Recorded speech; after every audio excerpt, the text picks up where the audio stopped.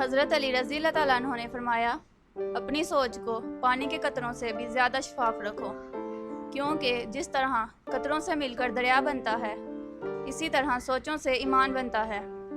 اگر کوئی تم سے جلتا ہے تو بجائے غصہ ہونے کے ان کی جلن کی قدر کرو، کیونکہ یہی وہ لوگ ہیں جو تمہیں خود سے بہتر سمجھتے ہیں۔ جہالت ایک قسم کی موت ہے، اور جاہل لوگ چلتی پھرتی لاشیں۔ جس کو اپنے چھوڑ دیتے ہیں وہ غیروں کے ہاتھ لگ جاتا ہے۔ جنت کے منتظر نہ رہو، بلکہ ایسے بن جاؤ کہ جنت تمہاری منتظر رہے۔ خدا کے نزدیک کسی انسان کی عزت جتنی زیادہ ہوتی جاتی ہے، اس کا امتحان بھی اس قدر سخت ہوتا جاتا ہے۔ زندگی میں سب لوگ رشتہ دار یا دوست بن کر نہیں آتے، کچھ لوگ سبق بن کر بھی آتے ہیں۔ ظلم کے خلاف جتنا دیر سے اٹھو گے اتنی ہی زیادہ قربانی دینی پڑے گی۔